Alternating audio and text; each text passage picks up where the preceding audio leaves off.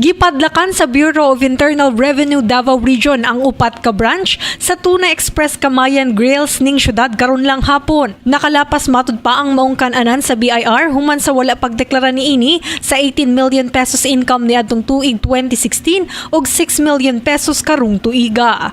Gawas sa branch niini sa Rojas, gisiradan sab ang laing tulo pa ka tindahan sa Tuna Express Camayan Grills sa Matina, Duterte ug Artiaga. Human nagpagula og closure order ang BIR Central Office ubos sa Oplan, Candado. Kini ang atong na-impose na closure tungod sa under declaration. Unya atong gi-compute ang deficiency value added tax nila no for the year 2017. Unang the basic VAT deficiency is 684,000 and they have to come up with 752,000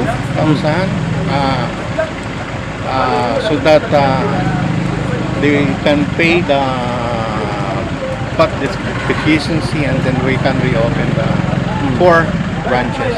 Sumala ni BIR 11 Director Nuzar Balatero, makabalik lamang sa operasyon ang maong kan-anan kung mabayra na sa tag-iya nga si Rolando Corbita ang wala pa mabayri nga buhis. Nasayran nga mao na kini ang ikaduha nga kan-anan ang napasiradan sa BIR 11 ilawom sa Oplan, Candado di na duna pa ilaing duha ka food chain ang posibleng masiraduhan sunod semana. Kasama mo sa balita, Radyo Man Abi Bibera, Tatak, RMN. Tatak RMN.